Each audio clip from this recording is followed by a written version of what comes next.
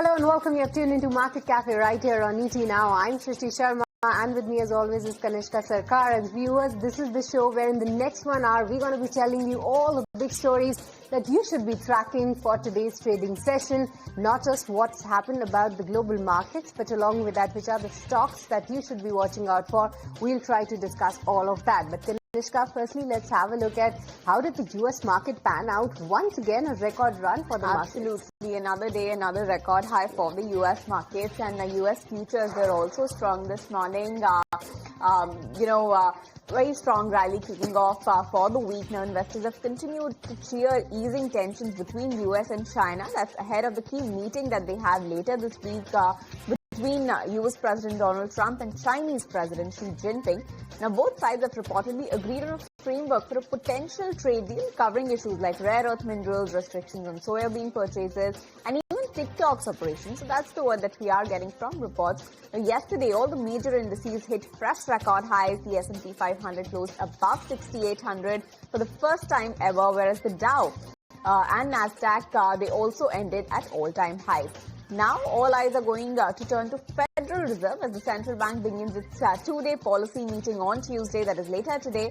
Markets are widely expecting that the Fed will cut rates for the second time this year, and that investors are closely watching any hints from Chair Jerome Powell for another potential cut in December, especially amid growing concerns over slowing labor market and government data blackout during the shutdown. Meanwhile, earnings season heats up midweek with several of the Magnificent Seven, including Alphabet, Amazon and Apple, alongside Meta and Microsoft. They're all set to report their results tomorrow and day after. Now, all of these five tech giants together make up nearly a quarter of the S&P 500's total value, so their numbers could set the tone for the markets in the days ahead. So yes, like I said, Srishti, another day, another record high for the Wall Street. All right, but along with that, let's also tell you what's the action that we are tracking when it comes to the crude oil prices, because a lot's been happening there off late in the past couple of days. We have seen a good run up, but just yesterday, it was the oil that was seen to be ticking down a bit after OPEC Plus plans to raise the output. As of now, Brent oil is seen to be trading with a cuts of almost 0.5%. But the big news regarding oil is definitely the OPEC Plus that is leaning towards a small production increase of around 1.4 lakhs barrels per day in December, according to reports. Now, the move would extend a series of monthly hikes that have added more than 2.7 million BPD since April, as the group works to regain the market share after years of cuts. Now, however, some members prefer a pause amid the concerns about oversupply and falling prices, and even the sanctions on Russian oil giants have also complicated the talks, even as the prices rebound for a bit. All right, so that's about oil prices and the OPEC Plus hype. But let's also get you some of the top global stories that we are tracking this morning. First up, Donald Trump met with Japanese Prime Minister Sanae Takaichi in Tokyo for talks on trade and defense, marking her first major diplomatic engagement since becoming Japan's first female leader last week. Now, Takaichi plans to highlight a $550 billion U.S. investment package and boost purchases of soybean, natural gas and pickup trucks as well. Now, while Trump has urged Japan to spend more on defense, Takaichi is expected to maintain the current 2% GDP target. Now, leaders will also visit the U.S. naval base before Trump departs for China talks. So that's the latest we are picking up on Trump's latest visit to China. Well, more updates from that, wherein Trump said that the Washington and Beijing are close to finalizing a trade deal ahead of the meeting with Chinese leader Xi Jinping speaking aboard the Air Force One. And Trump added he could sign a TikTok deal by Thursday. Now, during his Asia tour, he signed trade and mineral agreements with Malaysia and Cambodia, plus frameworks with Thailand and Vietnam, focusing on cooperation and critical mineral access. But with this, let's go across and listen in as well. It's going to be very interesting. I have a lot of respect for President Xi, and we are going to, I think we're going to come away with a deal. But I really feel good. Our country is doing so well economically. It's doing so incredibly well. The Democrats should let it open. I guess they don't do that because it's doing so well. Sometime after I'm going to go, or we pretty much agreed that I'll be going to China When is that? in the earlier part of the year. Okay. And President Xi will be coming into maybe Washington or Palm Beach or someplace sometime after that. All right, so that's the latest word coming from Trump. But let's also get you some latest updates coming from Fed. The U.S. Treasury Secretary Scott Bessent shared that 5 finalists remain for Federal Reserve chair position. These include Waller, Bowman, Haslett, Wash, and Reeder. Now, Trump plans to announce Jerome Powell's successor by the year end, though Powell's team runs until May. Now, the Fed meets this week and is expected to cut rates again. And the European Union is all set to hold talks with the Chinese delegation in Brussels this week over Beijing's new restrictions on rare earth exports. Now, a European Commission spokesperson said Chinese officials will visit on Thursday following a preparatory video call. The discussion come in as Europe moves to safeguard its industrial base.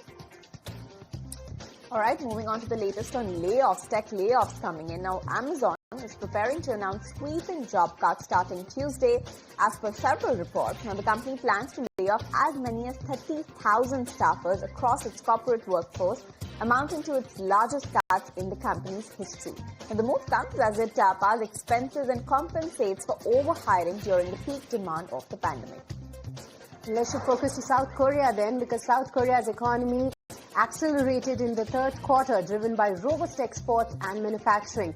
Now, exports jumped 6% YOY, their fastest rise since late 2024, while manufacturing grew 3.3%. However, construction slumped 8.1%, weighing on overall growth, and the Bank of Korea said recovery is supported by strong consumption and semiconductors, but warned that U.S. tariff may gradually impact the exports. All right, moving on to the oil updates. Now, Russia's Lukoil, the country's second largest oil producer, has said that it will sell its international assets following new US and UK sanctions over the war in Ukraine. Now, the move marks the most significant corporate response yet by a Russian firm to Western penalties. Now, the sale is being conducted under a US OPEC wind-down license, with Lukoil considering bids from potential buyers. Now, its major foreign assets include Iraq's West Konatu oil field and refineries in Bulgaria and Romania as well. Sticking with oil then, External Affairs Minister S. Jaishankar met U.S. Secretary of State Marco Rubio in Kuala Lumpur and discussed bilateral ties as well as regional and global issues amid the ongoing trade negotiations between the two countries. Now, the meeting took place on the sidelines of the ASEAN Summit. My colleague Sumita joins in with what was really discussed. Take it away, Sumita. That's right. Hours after he met with U.S. Secretary of State Marco Rubio in Kuala Lumpur, in fact, the External Affairs Minister, Dr. S. Jaishankar, took a swipe at the Trump administration, stating that energy trade is becoming increasingly constricted.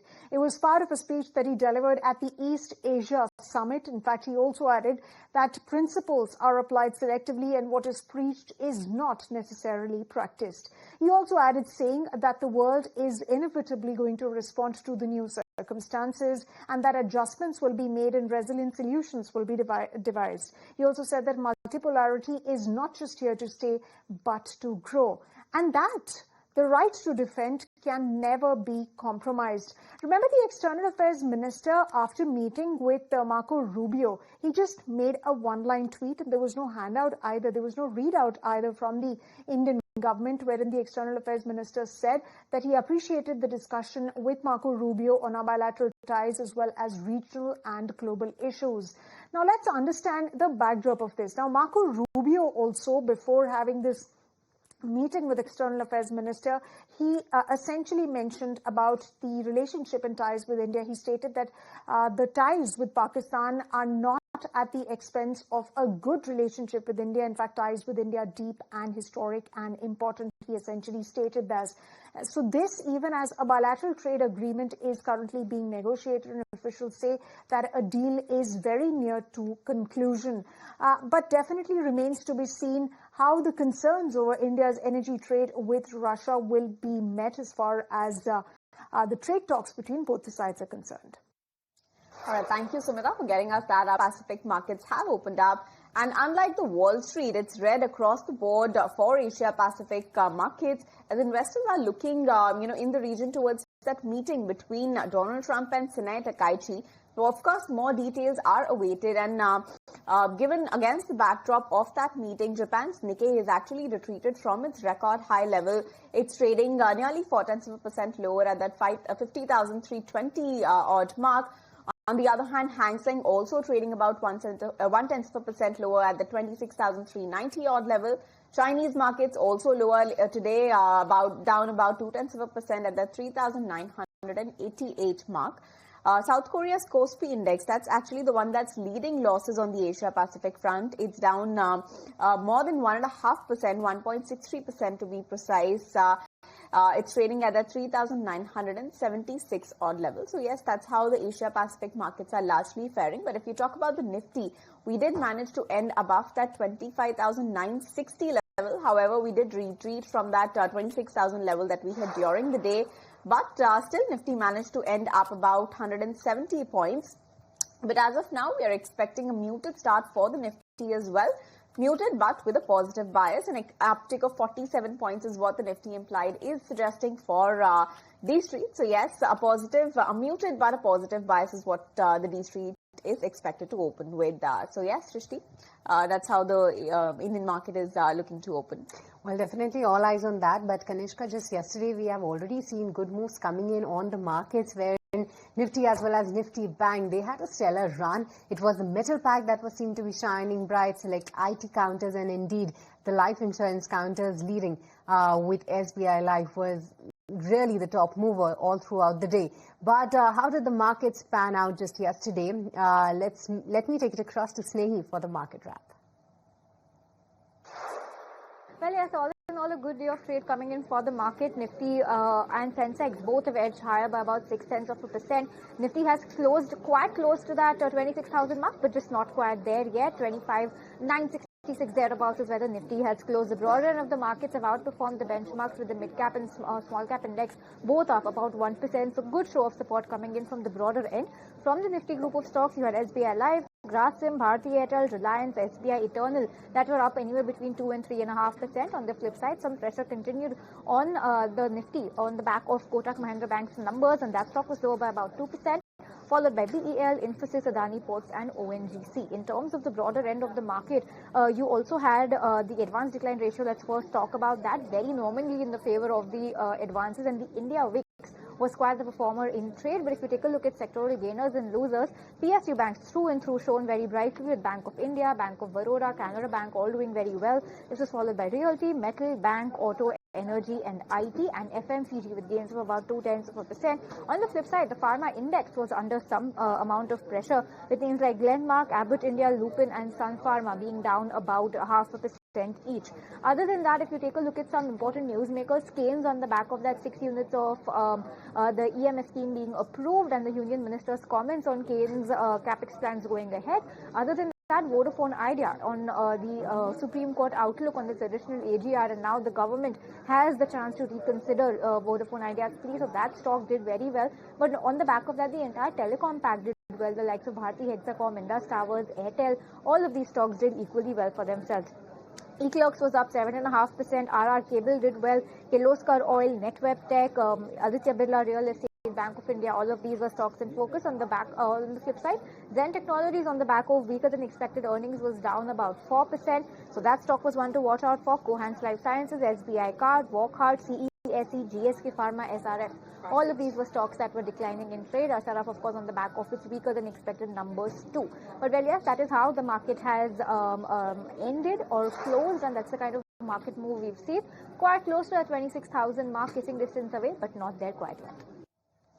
All right, so let's see if we are able to sustain that 26,000 mark today. But which are the stocks that we need to track? What's the stock specific action going to be like today?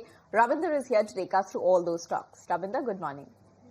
Well, good morning, Kanishka. Firstly, let's start with JK Tyre, where JK Tyres can be in focus on the back of their strong Q2 FY26 numbers, where company has reported a revenue at rupees 4,011 crore with an uptick of approximately 11% year-on-year basis. And if we talk about net profit, then company's net profit also saw a good jump of 64% year-on-year basis, and company's net profit jump on the back of higher volume and operational efficiency. And company has said that they have the company's top line is best ever in a quarter. So back of this strong set of number, JK Tyre can be in focus. Apart from this, IOCL can be in focus on the back of their Q2 FY26 strong numbers, where company's net revenue saw a downtick of approximately more than 7% on a sequential basis, but company's EBITDA has shown an uptick of 15.7% on a sequential basis, and PAT also saw a good uptick of approximately 44% on a sequential basis from 5,689 crore to 7,610 crore,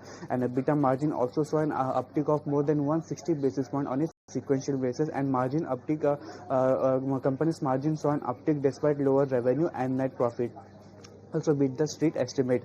Sona BLW can be in focus on the back of their strong earnings, where company's revenue saw an uptick of 23.4% year-on-year basis at rupees 1138 crore, and net profit also saw a good jump of 20% year-on-year basis. And if we talk about EBITDA margin, but company's EBITDA margin has declined to 238 basis point on a year-on-year basis, and company has reported highest ever revenue, EBITDA and net profit in a quarter, and the revenue was driven by the expansion of EV, and companies saw a bounce back after a weak quarter one. Mazagon Dock Shipbuilders can be in focus on the back of the strong quarter execution, where company's revenue saw an uptick of 6.3% year-on-year basis at rupees 2,929 crore as compared to 2,757 crore, and net profit saw a jump of more than 28% year-on-year basis. And lastly, the back of order win, Dilip Buildcon can be in focus, where company has declared a L1 bidder for the construction in the state of Tamil Nadu, and the cost of the order is 897 crore. So back of this, Dilip Buildcon can be in focus. All right, thank you so much, Ravinder, for getting us all those details. But let's also tell you which are some of the other stocks that we will be tracking this morning. Bata India will be in focus on the back of a dismal set, not a great set coming in at all, and especially with respect to the profit, where the company has reported a profit of just 14 crores, and that's a decline of 73% on a YOY basis. And along with that, all the other numbers were actually below, way below rather, the street estimates. It was the higher expenses and the lower revenue that did impact the profitability is what the company has highlighted. The lower gross margins were also impacted, and the most important factor, GST 2.0 transition, did adversely impact the quarter's demand as well. So Bata India, we will watch out for a stock reaction. The stock did close almost flat just yesterday. KFintech, on the back of the good set of earnings, will be in focus. Revenues has seen a jump of almost 13% on a quarter-on-quarter basis. Profit inched higher by 21%, and even the EBITDA grew almost 19% on a sequential basis. RVNL will be in focus on the back of an order win announcement, where the company has emerged as the lowest bidder from the Northern Eastern Railway. So we will watch out for this counter. And interestingly, PNB Housing did come out with an inline set this time around. The NII have seen a jump of 14% on a YY basis. Profit did grow by 33%, but apart from the earnings, wherein we haven't seen that bit of a disappointment, all eyes will be on the appointment of the new CEO, wherein this time around the company did share an update that the selection process is going right now, and the formal disclosure is expected soon. That could be one of the key triggers to watch out for when it comes to PNB Housing. And lastly, EPAG, Prefab Tech, one of the recently listed counters, will be in focus as well, as the company has received the purchase order of 140 crores. So indeed a positive development coming in on this counter as well. Intensive revision SIR of electoral rolls in 12 states and union territories, with house-to-house visit by booth-level officers starting from November 4th. Announcing the schedule, Election Commissioner Gyanesh Kumar said SIR will be held in Andaman and Nicobar Islands, Chhattisgarh, Goa, Gujarat, Kerala, Lakshadweep, Madhya Pradesh, Puducherry, Rajasthan, Tamil Nadu, Uttar Pradesh and West Bengal. He said Assam has been left out for now because the citizenship criteria differ in the state, and the SIR would be held later. Now here's what CEC Gyanesh Kumar said at the PC. ये वो 12 राज्य हैं जहां पर कल से SIR शुरू होने वाला है। Andaman and Nicobar island union territory, state Chhattisgarh, Goa, Gujarat, Kerala, union territory Lakshadweep, Madhya Pradesh, Puducherry union territory, Rajasthan, Tamil Nadu, Uttar Pradesh, west Bengal, इन 12 राज्यों में कुल मतदाता 51 करोड़ के लगभग हैं। लगभग 5,33,000 बूथ लेवल ऑफिसर्स इस महान कार्य में अपना योगदान देंगे। लगभग 7,64,000 बूथ लेवल एजेंट्स जो पार्टीज द्वारा नामित हैं वो इसमें अपना योगदान देंगे और लगभग 10,500 EROs और लगभग 321 कलेक्टर्स, ये पूरी चुनावी कर्मियों की जो टीम है वो इस SIR की फेज 2 में कार्य करेगी और इसको सफल बनाएगी। जो लिस्ट ऑफ इंडिकेटिव डॉक्यूमेंट्स हैं, जिन लोगों का 2002, 3 या 4 की मतदाता सूची से मिलान हो चुका है, उन्हें कोई भी डॉक्यूमेंट देने की आवश्यकता नहीं है। और जिन लोगों का मिलान नहीं हो पाया वो संख्या काफी कम रह जाती है। सिर्फ उन्हीं लोगों को ये इंडिकेटिव डॉक्यूमेंट्स देने होंगे। जो बिहार में थे 11 वो, और आधार कार्ड नागरिकता का प्रमाण चूंकि नहीं है तो वो आइडेंटिटी पर्पस के लिए लोग दे सकते हैं। All right, so that's the word coming from the Election Commission. But moving on and focusing on some macro data. Now, despite global economic uncertainties and trade disruptions, India's economy has continued to gather strength, supported by robust domestic demand, strong manufacturing and services activity, and contained inflation. That's according to Finance Ministry's monthly economic review for September that was released yesterday. Prakash Priyadarshi, my colleague, is here with the details. Well, the government has come out with the monthly economic review report for month of September. Based on key economic activities during the month gone by, the report has clearly underlined that India's economy gained momentum in the second quarter of the current financial year. In fact, various supply-side high-frequency indicators have shown healthy trend in the economy. Demand conditions continue to improve with the GST reforms, and on the back of all this development, the report has clearly mentioned that the growth outlook for FY26 remains strong. Along with that, when it comes to tariff-related development amid tariff turmoil, the report has mentioned that India's trade performance remains robust. In fact, strong services exports effectively offsetting the merchandise trade deficit amid trade negotiations with the United States. Along with that, very significant observation has been made in the report with regard to India's diversified trade destinations. The report has clearly mentioned that even as trade deal negotiations with the United States continue, merchandise trade data for September shows diversification of export destinations. Along with that, gross FDI inflow is robust. That shows India as an attractive investment destination. Along with that, GST rate rationalization are expected to keep inflation moderate, and the overall prices are likely to remain soft in FY26. That will support the Indian economy along with the demand side outlook as well. Along with that, the report has also mentioned that there are significant challenges as well coming from the external sector. In fact, global uncertainties warrant caution, and that will continue to affect external demand as well. All right, thank you so much, Prakash, for getting us all those details. But moving to another story then, wherein markets regulator SEBI has proposed to allow debt issuers to offer incentives in public issues to certain categories of investors to encourage greater retail participation in the bond market and revive interest in public debt issuances. My colleague Ankur Mishra is here with more details. Ankur.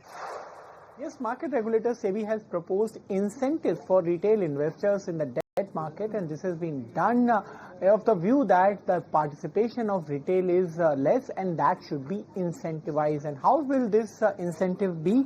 The market regulator has suggested that higher coupon rate or discount to the issue price can be given to senior citizens, women, as it is done in FD's case. Remember, in the case of FDs, there are certain categories where banks give incentives for the investment which is done by senior citizen. You may see that at least 5 basis point higher interest is there. In the similar category, in the similar way, now market regulator is suggesting that in the debt instruments, there can be incentives for the retail participation, and therefore the proposal of SEBI has been released in form of consultation paper, in which SEBI has also given a data in which in 2025, if you talk about the NCDs, the amount has dropped to 81.49 billion rupees, which was 927 billion if you talk about a year earlier, and therefore regulator is saying there is a scope and need to revive the retail participation in the debt market, and therefore incentives can be given on the debt instruments. All right, thank you, Ankur, for that update. But moving on to the latest on the Tata Trust saga. Now, it's an exclusive that Meli Mistry may not secure reappointment as trustee. Now, remember that his term as trustee ends on Tuesday, that is today. Anurag Joshi, my colleague, is here with more. Mistry's term as a trustee of Tata Trust ends on Tuesday. Mistry may not secure a reappointment as a trustee, sources have told ET Now. The proposal may fall through due to lack of unanimity among the trustees. Chairman Noel Tata and 2 other Tata Trust board trustees are opposing Meli Mistry's reappointment. Venu Srinivasan, Vijay Singh, both Tata trustees, are against Mistry continuing as a trustee, whereas 3 other trustees are in favor of Mistry being reappointed as a trustee. The Tata Trust last week proposed reappointing Meli Mistry as a lifelong trustee, and this comes on the heels of Venu Srinivasan renewal of term, which was unanimously passed by the Tata Trust board, and Srinivasan was allowed to become a lifelong trustee at the trust board. The differences among the trustees on the Mistry's reappointment highlights the worsening discord, and a section of trustees, including Mistry, gave a conditional approval last week for appointing Srinivasan, and the condition was that all future renewal of terms for trustees should be unanimous, and should a resolution not enjoy unanimous support, the support of this group, which includes Meli Mistry, stands withdrawn. Noel Tata was appointed the chairman of Tata Trust last year following the demise of Ratan Tata. Tata Trust owns about 66% equity stake in Tata Sons, the holding company of India's biggest business group. All right, thank you so much for getting us all those details. But let's move on and put the spotlight on ONGC, because ONGC is likely to initiate the ONGC green listing process by FY27. My colleague Prakash Priyadarshi filed this report earlier. Take a look. Prakash. Well, that's an important development coming in, as we are learning from our sources that ONGC is likely to initiate ONGC green listing process by end of FY27 or early FY28. A very significant development coming in. In fact, the immediate focus is on adding more capacity before starting the listing process. Sources also indicate that the process for demerger will be initiated in line with the listing plan. In fact, the company has held a meeting with its subsidiaries and joint ventures to expedite the acquisition plan for rapid expansion. In fact, it has set a target to add 3 to 4 gigawatt of renewable energy capacity over the next 2 years, which is currently at 3 gigawatt. Along with that, the company is also exploring opportunities to acquire overseas assets through its joint venture ONGPL, and looking to expand its renewable energy projects in areas such as wind energy, solar energy, green hydrogen, green ammonia, battery storage, with an investment of rupees 1 lakh crore by 2030. A very crucial development coming in. In fact, the company has already clarified that there is no immediate plans for listing its green arms. Now, sources are indicating a specific timeline, saying the process could be initiated by end of FY27 or early FY28.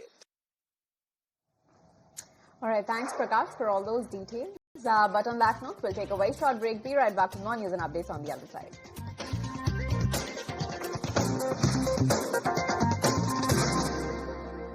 230 sessions spread across 4 days. My colleague Anurag Shah is here with more details. Ninth edition of Future Investment Initiative 2025 is happening in Riyadh from 27th of October to 30th of October, and this year's theme is Key to Prosperity, Unlocking New Frontiers of Growth. So in this summit, hundreds of CEOs, global CEOs are participating from across the world. Global innovators are also coming in for this global summit, and more than 600 speakers are participating in this global summit. 230 sessions are planned for this summit. 15 head of states are also coming for this global summit. So this forum is organized under Saudi Arabia's 2030 vision initiatives, and focus of this summit is on sustainability, technology and human development. So these are the key focus areas of this summit, and the discussion will explore topics like artificial intelligence, energy transition, innovation and global trade. So the mega summit, the 9th edition of Future Investment Initiative. One major highlight of this summit is that this FII Institute will unveil 4th edition of Priority Compass Global Survey. So this survey is important because this survey covers 32 countries and 66% of world's population. So this summit will reflect on the global issues also. So Times Network will bring all the details, will bring the interviews of global leaders, global CEOs from 9th edition of Future Investment Initiative 2025 directly from Riyadh. All right, thank you, Anurag, for that update. But now, as is at ground zero at FII 9, where my colleague Sajid Mangat caught up with BNEX Anirudh Garg on a whole host of themes from Indian IPO market to upcoming themes to look out for. Let's listen into a slice of that conversation. Since we are in the first phase of IPOs in India, we are seeing only unicorn companies, or everyone wants to become a unicorn first and then go public. But I think what we'll start seeing over the next 10 years is a lot of mini IPOs. Like you come and list in 5 years at around $500 million sort of a value and then keep compounding. So I think what we are seeing right now is obviously expensive, but that's the bedrock of how a public market would behave. And that's how it happened in China, that initially you had these bigger, massive IPOs like Alibaba, Meituan, etc. And then it followed with like a lot of smaller IPOs with a lot more price adjustment. So that's our guess. So you manage a lot of Indian investments, and your portfolio spans not only India but Asia Pac as well. Yeah. Nearly $1 billion of portfolio value in terms of companies.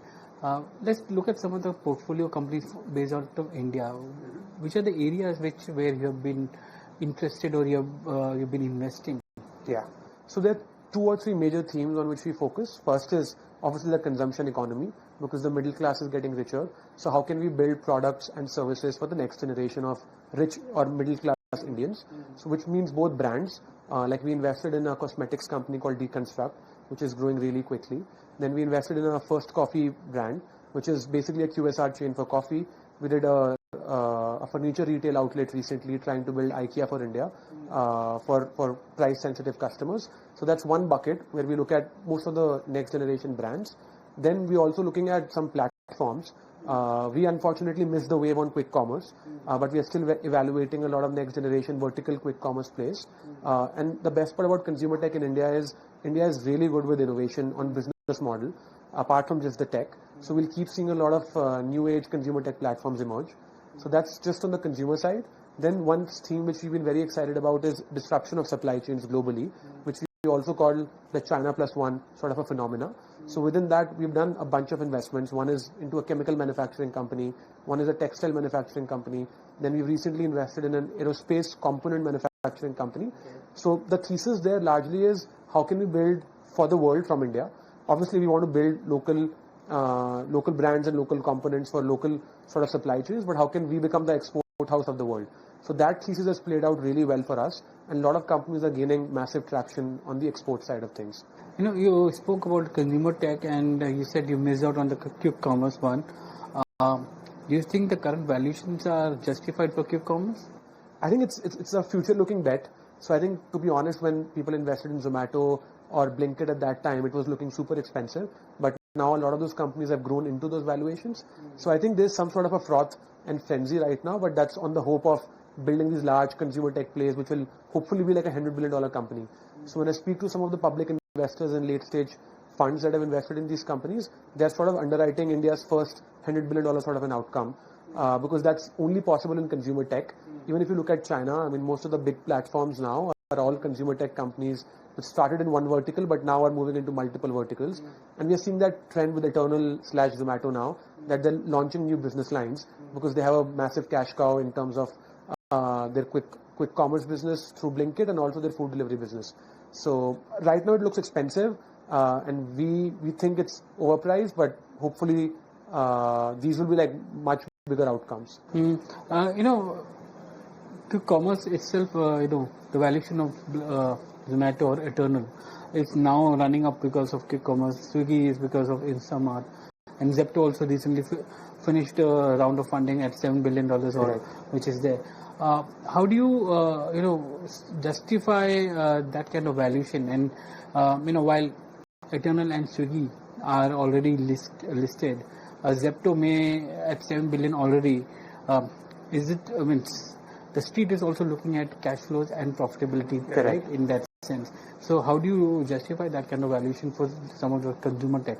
Correct. That's a great question. I think it's really hard to answer accurately, but the closest comparable we have is when Flipkart was funded. It was already a large company, and then Meesho got started, and it's now probably even bigger than Flipkart in some regions. So I feel if you execute well, a lot of these businesses can be massive, because all of us trust in one thing, that the Indian economy is going to be large and consumption is only going to go up, given the macro indicators of just the population size, the young population, the riching, or the upward mobility of the middle class. So I think that's the hope. But yeah, some of these economics have to make sense. And the hope is once they have customer love and they have a very strong product market fit, then they can start thinking about profitability as well. So I'm sure a lot of the bigger funds and private equity players would be thinking around those lines, but the hope is these can be the next $100 billion companies. All right, moving on to another story then, and the government cleared a 5,500 crores worth of projects under the electronics component manufacturing scheme to boost the domestic production. Minister Ashwini Vaishnav said that the move could cut the imports by up to 20,000 crores annually and raise the local value addition to 40%. The 7 approved projects span PCBs, camera modules, copper laminates, creating over 5,000 direct jobs. Now, after the announcement, Sumita Karir caught up with the key players in this space. Let's listen in to what Keynes Tech and Amber Enterprise had to say. We are investing around 1,380 crores, and we will be moving into commercial production by 1st of April.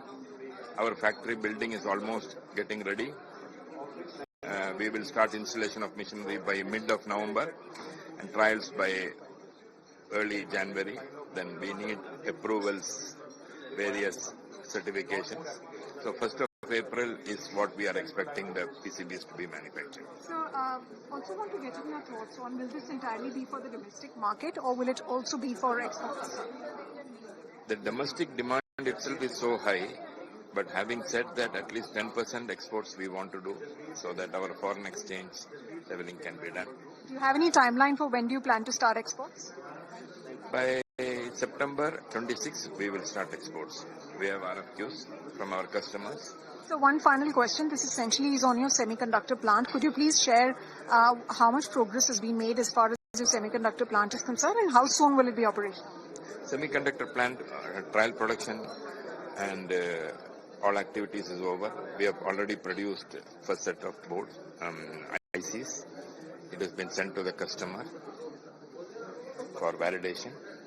So this is the status. All machineries have come in and then we are installing it. This is application under Ascent Circuits in Tamil Nadu. It's a 991 crore application which has been approved today. This is the first application which we made.